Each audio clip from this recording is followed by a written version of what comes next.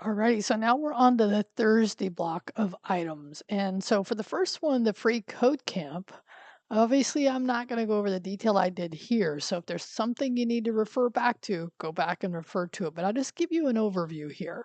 So in this one, you're going to be doing the following: the attributes, the debug, and the boilerplate. So if I go look at free code camp, these are the ones you need to work through. Okay. This one was fun because it definitely showed like how to fix things and common issues that are in there.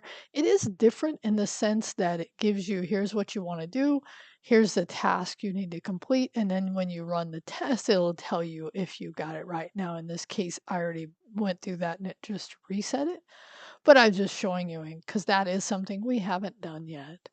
Now I've already taken my print screen, right? So, and again, this you want to actually, I get the check here, but I think it's good in your print screen to have all those dropped down.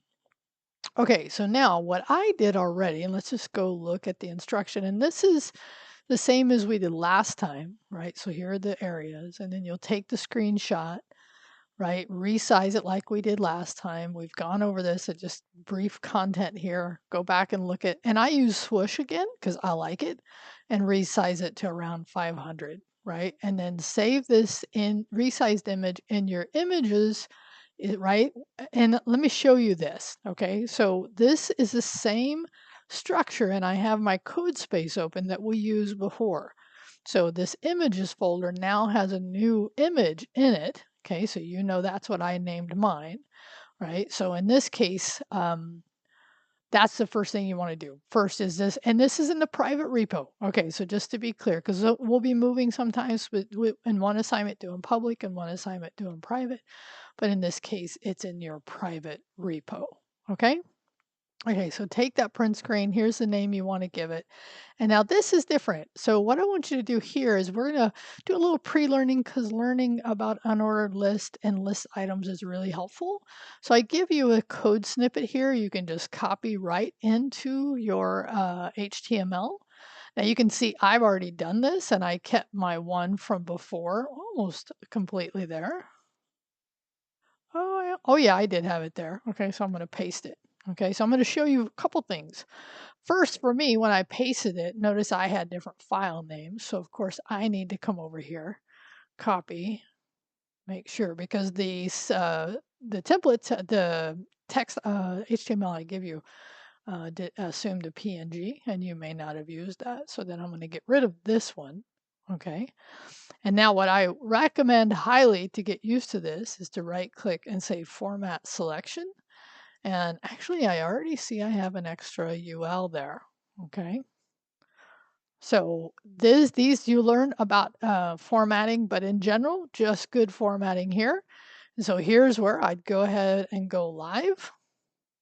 And now I could look at inside my lecture, inside my free code camp. Oh yeah, there we go. And so this would be my second proof of work. Okay, we'll play with this for sure soon because we have more skills now.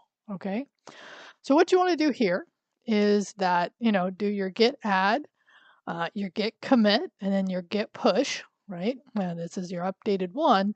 And then like before, and then let's come back here, right? You will at the end here, give us your commit history. And if you're not sure how to do that, go back and look at the other one, okay? Hang on, I'm actually gonna do this one. Okay, so in this case, I went ahead and did my Git workflow, and now I'm going to go to GitHub. I'm going to go ahead and close this. I'm going to go to GitHub 82. I'm going to go to my repo. Okay. Go to my private repo. Go to lectures. Go to free code camp. Okay. So now my commit history now has that additional one. And now copy this. Right? And here's what you would then, because this is an assignment, right? And the reason I stopped to do that is I actually read this one a little closer, and yeah, that is the commit message you want on there, but I wanted to show you because I will input some content also that you give me this commit history URL. All right. And by the way, I didn't show it, but you can definitely use Swish here. I said I did. And I definitely like using it. I resized it in here, right? So I resized it down to 500 as well. Okay, have fun with this. Reach out if you need help.